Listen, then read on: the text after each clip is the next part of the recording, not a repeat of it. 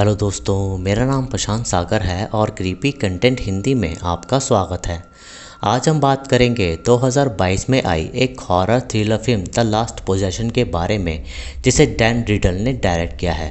ये फिल्म देखने में इंटरेस्टिंग है, तो आप इस वीडियो को एंड तक ज़रूर देखना और मेरी लास्ट वीडियो को देखना ना भूलना। लिंक आपको डिस्क्रिप्शन में मिल जाएगा। और अगर आपको ये वीडियो अच्छी लगती है तो प्लीज़ चैनल को भी सब्सक्राइब ज़रूर कर देना। तो चलिए अब चलते हैं इसकी स्टोरी की तरफ।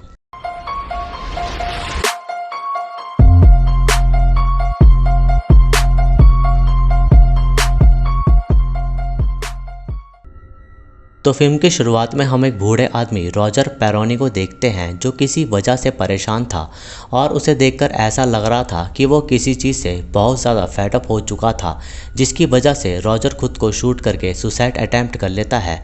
और उसके मरते ही 1 साल बाद वहाँ उसका बेटा केंट अपनी पूरी फैमिली के साथ उसी घर में शिफ्ट हो जाता है, जो एक रिमोट एरिया में था, क्योंकि उसकी जॉब उसके घर से पास ही थी, जिससे उसे ट्रैवलिंग में ज़्यादा दूर नहीं जाना पड़ता था। और उसके साथ उसकी वाइफ स्टेफनी और उसके 2 बच्चे जैक और गैबी भी रहते थे। केंट एक साइंटिस्ट था और वो घोस्ट जैसी चीज़ों पर बिल्कुल यकीन नहीं करता था। वहाँ शिफ्ट होकर सभी धीरे धीरे कंफर्टेबल हो गए थे, क्योंकि केंट ने अपने बच्चों के लिए वहाँ वीडियो गेम्स अरेंज कर दी थी। एक दिन जैक गैबी पर हाथ उठा देता है तो केंट जैक को बुरी तरह डांटता है, क्योंकि उनकी फैमिली में कुछ रूल्स थे जिन्हें वो निभाते थे, जैसे कोई किसी से झूठ नहीं बोलेगा और कोई भी कैसा भी बुरा काम नहीं करेगा, नहीं तो उस गलती की उसे पनिशमेंट दी जाएगी। स्टेफ केंट को समझाती है कि उसे जैक को नहीं डांटना चाहिए था, क्योंकि वो लोग अभी यहाँ नए नए शिफ्ट हुए हैं। इसलिए केंट जैक से माफ़ी मांगता है और वो दोनों साथ गेम्स खेलने का प्लान करते हैं। लेकिन जो भी हो, इस फैमिली में सब एक दूसरे से बहुत प्यार करते थे। उसी रात वो सब मस्त डिनर कर रहे थे कि तभी बाहर से एक तेज रोशनी आती है और उनका घर पूरी तरह हिलने लगता है, जिससे उन्हें लगता है कि वहाँ शायद अर्थक्वेक आया है। इसलिए वो सब टेबल के नीचे छुप जाते हैं। तभी हम किसी को उनके घर के पास आता देखते हैं और इधर वो सभी सोने की तैयारी कर रहे थे। लेकिन गैबी अपने रूम में इनसिक्योर हो रही थी, क्योंकि उसको मॉन्स्टर का डर था। लेकिन केंट गैबी को समझाता है कि मॉन्स्टर जैसी कोई भी चीज़ नहीं होती। तभी केंट जैक के बेडरूम में आता है तो वहाँ लाइट चली जाती है, जिससे गैबी स्क्रीम करती है, क्योंकि उसे खिड़की के बाहर कोई खड़ा दिखता है। और केंट गैबी को संभालता है, यह कहते हुए कि वहाँ कुछ नहीं है, और वो उसे एक टॉर्च पकड़ाकर वहाँ से चला जाता है ताकि वो वोल्टेज चेक कर सके। लेकिन उसके जाते ही गैबी को खिड़की पर किसी अननोन क्रिएचर का हाथ छपा दिखता है, जिससे वो डरने लगती है। इधर केंट बेसमेंट में स्विच देखने जाता है तो वो ऑफ हो चुका था, जिसे चालू करते ही हम केंट के पीछे रॉजर की आत्मा को देख पाते हैं। लेकिन केंट उसे नोटिस नहीं करता और वो बेसमेंट से बाहर चला जाता है। और तभी उस बेसमेंट का डोर अपने आप बंद हो गया था, जिसका मतलब ये था कि वहाँ सच में रॉजर की प्रेजेंस घूम रही है। अगली सुबह जैक अपने पेरेंट्स को बाहर मौजूद एक गड्ढे के बारे में बताता है, जो शायद उसी तेज लाइट से बन गया था। और उसे देखकर केंट जैक को बताता है कि ये गड्ढा मोस्टली ऑयल माइनिंग का होता है। उसे देखते हुए केंट और जैक ये अंदाज़ा लगाते हैं कि वो कितना गहरा है, जिसके लिए वो उसमें एक पत्थर फेंकते हैं। लेकिन उन्हें उस पत्थर के टकराने की कोई आवाज़ नहीं आती, जिसका मतलब ये था कि वो गड्ढा बहुत गहरा है। बच्चों के सेफ्टी के लिए केंट उस गड्ढे पर कुछ प्लैंक्स रख देता है, लेकिन उस गड्ढे में से कोई मिस्टीरियस पावर आ रही थी, जिससे वो प्लैंक हिलने लगते हैं। लेकिन केंट को लगता है कि शायद वो प्लैंक हवा चलने से हिल रहे होंगे, इसलिए केंट उस पर ज़्यादा ध्यान नहीं देता। इधर गैबी अपनी डॉल्स के साथ खेल रही थी, लेकिन वो किसी इनविजिबल फोर्स से बातें भी कर रही थी। और जब स्टेफ उसे पूछती है कि वो किससे बातें कर रही है, तो गैबी उसे बताती है कि वो उसके ग्रैंडपा रॉजर से बात कर रही थी, जिस पर स्टेफ गैबी को वार्न करती है कि उसे झूठ नहीं बोलना है। और तभी स्टेफ उस रूम में काफ़ी ठंड महसूस करने लगती है, और रूम ठंडा कब होता है ये आप जानते ही हो। रूम से निकलते वक्त गैबी रॉजर को बाय करती है और रॉजर की आत्मा सच में गैबी के साथ खेल रही थी। गैबी का रूम काफ़ी ठंडा था, इसलिए स्टेफ केंट को हीटर देखने को कहती है और केंट बेसमेंट में फिर जाता है। लेकिन तभी वो किसी चीज़ से टकरा जाता है और लाइट चली जाती है, लेकिन कोई इनविजिबल फोर्स उसके हाथ में स्क्रैच मार देती है। लेकिन केंट को लगता है कि उसका हाथ किसी चीज़ से लगा है, इसलिए वो तुरंत बेसमेंट से बाहर निकल जाता है। क्योंकि उसके हाथ पर काफ़ी चोट लगी थी, इसलिए स्टेफ केंट को मेडिसिन लगा देती है। उस रात वो सभी गेम खेलते हुए एंजॉय कर रहे थे कि तभी उनका पिज्ज़ा वहाँ डिलीवर हो जाता है, जिसे केंट, स्टेफ और जैक लेने जाते हैं। और इधर उनकी गेम की सारी गोटियां मैस्ड अप हो चुकी थी, जिससे स्टेफ और बाकी सबको गैबी पर गुस्सा आता है। लेकिन गैबी उन्हें कहती है कि ये गेम उसके ग्रैंडपा रॉजर ने खराब किया है, जिससे स्टेफ को गुस्सा आ जाता है क्योंकि उसको लग रहा था कि गैबी झूठ बोल रही है और इस वजह से वो गैबी को उसके रूम में भेज देती है और उसे इस बात पर कोई भी पिज़्ज़ा नहीं मिलेगा। स्टेफ गैबी को सुलाने आती है, लेकिन उसका रूम अब भी काफ़ी ठंडा था, इसलिए स्टेफ उसे ब्लैंकेट उड़ा देती है, लेकिन वो ब्लैंकेट खुद हट जाता है, जिससे स्टेफ को लगता है कि गैबी बहुत ज़्यादा शरारत कर रही है। पिज़्ज़ा वगैरह एंजॉय करके जैक ब्रश करने जाता है और जैसे ही वो बाथरूम की लाइट बंद करता है तो उसे बाथटब पर कोई खड़ा दिख रहा था जिसकी लाल आंखें थी, और तभी वो जैक के पास भागता हुआ आता है, जिससे जैक बुरी तरह डर जाता है। और जब वो ये बात अपने पेरेंट्स को बताता है तो उन्हें बाथरूम में कोई नहीं दिखता और केंट उसे कहता है कि वो जरूर उसकी कोई इमेजिनेशन होगी। इधर स्टेफ को गैबी की चिंता हो रही थी क्योंकि उसे बार बार उसके ग्रैंडपा दिख रहे थे, लेकिन केंट उसे कहता है कि वो बस ऐसा एक्ट कर रही है कि उसे कुछ दिखता होगा, और तभी केंट सोने चला जाता है। थोड़ी देर बाद स्टेफ भी सोने जाती है और स्टेयर पर उसे ऐसा लगता है कि कोई वहां से भागा है, लेकिन स्टेफ उसे देख नहीं पाती क्योंकि वहां बहुत ज़्यादा अंधेरा था और उसे लग रहा था कि शायद वहां जैक है, लेकिन बाथरूम में वहां कोई भी नहीं था। तभी वहां जैक और केंट स्टेफ की आवाज़ सुनकर आ जाते हैं, लेकिन स्टेफ समझ नहीं पा रही थी कि आखिर उसने क्या देखा। तभी वहां उनके हॉल से काफ़ी सारा सामान गिरने की आवाज़ आती है और सच में किसी ने उनके हॉल का सारा सामान बिखेर दिया था, इसलिए केंट को लग रहा था कि कोई चोर उनके घर में घुसा है, लेकिन उसे वहां कोई नहीं दिखता और उनके घर का मेन डोर भी खुला था, जिससे केंट को लगता है कि वो चोर भाग चुका है। इसलिए केंट उसे धमकी देता है कि उस पर गन है और अगर वो फिर यहाँ आया तो वो उसे शूट कर देगा। इस बात को लेकर वो पुलिस बुला लेते हैं, लेकिन उनके घर में या आसपास उन्हें कोई नहीं दिखता, जिसपे ऑफिसर उन्हें बताता है कि वो जो भी था वो यहाँ से जा चुका है और वो कोई ड्रंक आदमी भी हो सकता है, इसलिए उन्हें अपने घर को अच्छे से लॉक करके रहना होगा। अगली सुबह केंट अपने ऑफिस के लिए निकल जाता है और उसके जाते ही बच्चे बेसबॉल खेलना शुरू कर देते हैं, जिसपे गैबी एक अच्छा शॉट मार देती है और वो बॉल उसी गड्ढे के पास अपने आप लुढ़कती हुई पहुंच जाती है।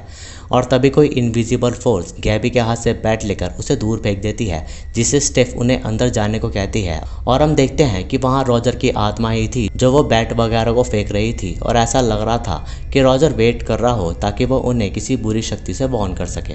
इधर केंट की मुलाकात हेक्टर नामक आदमी से होती है जो कि कुछ सैंपल्स लेने आया था। दूसरी तरफ गैबी जैक को हाइड एंड सीक खेलने के लिए चैलेंज करती है और गैबी छुपने के लिए कोई जगह ढूंढ रही थी, और तभी उसे रॉजर की आत्मा ऊपर एटिक में खींच लेती है, जहां गैबी को रॉजर एक मॉन्स्टर से बचने को कहता है क्योंकि वो मॉन्स्टर काफ़ी खूंखार था, इसलिए गैबी वहीं छुपी रहती है। इधर जैक गैबी को हर जगह ढूंढ रहा था, लेकिन काफ़ी ढूंढने के बाद भी वो उसे नहीं मिलती, इसलिए वो ये बात स्टेफ को बताता है और वो दोनों मिलकर गैबी को कैबिनेट्स में ढूंढ रहे थे और स्टेफ कैबिनेट्स को खुला छोड़ रही थी, लेकिन वो सारे खुद ब खुद बंद हो जाते हैं। तभी स्टेफ गैबी को एटिक में ढूंढती है जहाँ गैबी छुपी हुई थी और वो स्टेफ को बताती है कि वो मॉन्स्टर से छुपी हुई है, लेकिन तभी गैबी रिफ्लेक्शन में उसके पीछे किसी क्रिएचर को खड़ा दिखती है, जिससे वो काफ़ी डर गई थी और उस क्रिएचर को स्टेफ और जैक भी देखते हैं, इसलिए स्टेफ तुरंत अपने बच्चों को लेकर वहां से भाग जाती है। तभी वहां केंट भी अपनी ऑफिस से वापस आ जाता है तो स्टेफ उसे सब बताती है कि उसने क्या देखा, लेकिन केंट उसकी बात पर यकीन नहीं कर रहा था, लेकिन स्टेफ काफ़ी डर गई थी, इसलिए वो केंट को उस घर से चलने को कहती है। तभी वहाँ हेक्टर लैब के किसी काम से आ जाता है और उसी के साथ में स्टेफ वहाँ से जाने का ट्राई कर रही थी, इसलिए केंट स्टेफ को बात करने किचन में ले जाता है और हेक्टर को वो बच्चे सब बता देते हैं कि उन्होंने अभी क्या देखा। इधर केंट स्टेफ को समझाता है कि हर चीज़ का कोई साइंटिफिक रीज़न होता है, इसलिए उन्हें यहाँ रुककर देखना होगा कि असल बात क्या है, और केंट स्टेफ को ये भी कहता है कि नेक्स्ट टाइम अगर ऐसा कुछ हुआ तो वो बिना कुछ सोचे इस घर से चले जाएंगे, जिस पे स्टेफ मान जाती है। अब हेक्टर को भी सब पता चल गया था, इसलिए वो उन्हें ग्रैनी से मिलने को कहता है जो इन सब में उनकी मदद कर सकती है, लेकिन फिलहाल केंट हेक्टर की बात नहीं सुनता और वो उसे अगले दिन ऑफिस में मिलने को कहता है। उसी रात वो सभी सोने की कोशिश कर रहे थे और गैबी जैक के रूम में सोने जाती है क्योंकि उसे अपने रूम में सोने में डर लग रहा था, और तभी वहाँ कोई इनविजिबल फोर्स जैक को हवा में उड़ा देती है, जिससे गैबी डर रही थी और उसकी आवाज़ सुनकर केंट और स्टेफ जैक के रूम में आ रहे थे, लेकिन वो फोर्स उसका रूम लॉक कर देती है, लेकिन केंट कैसे भी वो दरवाज़ा तोड़ता है और वो देखते हैं कि जैक हवा में लेविटेट कर रहा है, और इस बार वो लोग वहाँ नहीं रुकते और वो अपने बच्चों को उठाकर तुरंत उस घर से भाग जाते हैं। फिर वो सभी एक मोटेल में रात गुजारते हैं, लेकिन अगली सुबह स्टेफ उस क्रिएचर को उनके बच्चों के पास देखती है। लेकिन ये बस स्टेफ का एक सपना था और केंट डेली मोटेल का बिल अफोर्ड नहीं कर सकता, इसलिए वो स्टेफ को वापस घर चलने को कहता है, लेकिन वो मानती नहीं। और इस प्रॉब्लम को सॉल्व करने के लिए केंट हेक्टर से मिलता है ताकि वो ग्रैनी से मिल सके, क्योंकि हेक्टर ने उन्हें बताया था कि उनकी मदद ग्रैनी कर सकती है। फिर हेक्टर केंट को ग्रैनी से मिलाता है, लेकिन ग्रैनी इतनी भी बूढ़ी नहीं थी।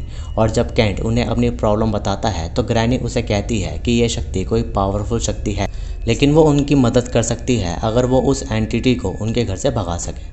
फिर केंट ग्रैनी और हेक्टर को अपने घर ले आता है, जहां उसे रॉजर की सुसाइड फील हो जाती है और वो केंट को बताती है कि रॉजर खुश आदमी नहीं था और इसलिए उसने सुसाइड कर लिया।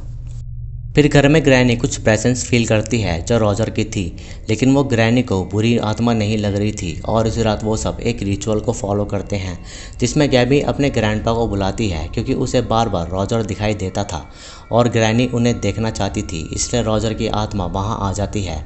और तभी ग्रैनी पोजेस्ड हो जाती है और गेट आउट चिल्लाने लगती है, लेकिन उसे पोजेस रॉजर ने नहीं बल्कि किसी दूसरी एंटिटी ने किया था, जो कि स्टेफ और बाकी बच्चों को दिखा था। और उसे देखकर ग्रैनी की काफ़ी तबीयत खराब हो जाती है और तभी ग्रैनी को एलियंस, अर्थ और यूएफओ के विजन्स आने लगते हैं, जिससे वो समझती है कि वो कोई डीमन नहीं है बल्कि एलियन है जो कि दूसरी दुनिया से आया है।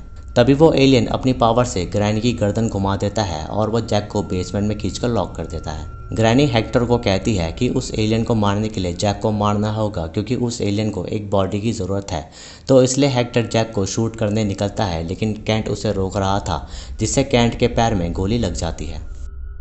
तभी हम देखते हैं कि जैक उस एलियन से पोजेस्ड है और वो अपनी पावर से हेक्टर को दूर फेंक कर बेसमेंट से चला जाता है। उस एलियन को मारने के लिए उन्हें जैक को मारना होगा, इसलिए केंट उसे शूट करने वाला ही होता है।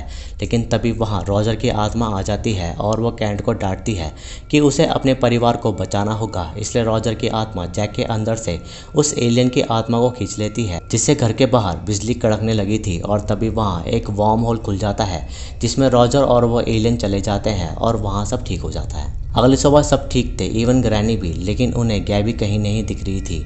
और तभी स्टेफ को गैबी उसी गड्ढे के पास दिखती है और वो भी अब पोजेस्ड हो चुकी थी। और तभी वो लेविटेट करके उसी गड्ढे में चली जाती है, जहाँ से एक बड़ा यूएफओ निकलता है और उसने अब गैबी को ले लिया था और वो एलियन स्पेसशिप गैबी को अपने साथ ले जाता है। और बस इतना दिखाते ही ये फिल्म यहाँ ख़त्म हो जाती है।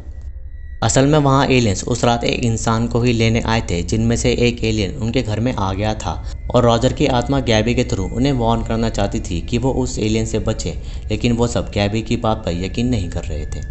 एलियन ने अपना यूएफओ उसी गड्ढे में छुपाया था और वो एलियन वहीं छुपता भी था, बस वो मौका देख रहा था कि वो बस किसी इंसान को अपने साथ ले जाए। इसलिए एंड में वो गैबी को अपने साथ ले जाते हैं ताकि वो ह्यूमन बॉडी पर एक्सपेरिमेंट कर सके। और वहाँ वो एलियन बार बार आते थे, जिनसे रॉजर बचता था, इसलिए उसने फेड अप होकर सुसाइड कर लिया। बाकी आपको ये कहानी कैसी लगी कमेंट करके मुझे ज़रूर बताएं। और आई होप कि आपको ये वीडियो अच्छी लगी होगी। वीडियो अच्छी लगी तो इसे लाइक करें, शेयर करें और कमेंट्स में अपना सुझाव दें। सब्सक्राइब करके बेल आइकन को ज़रूर दबाएं नए वीडियोस की नोटिफिकेशन के लिए। इंस्टाग्राम पर मुझे फॉलो करें, लिंक आपको डिस्क्रिप्शन में मिल जाएगा। बाकी मैं मिलूँगा आपसे अगली वीडियो में, तब तक के लिए जय हिंद।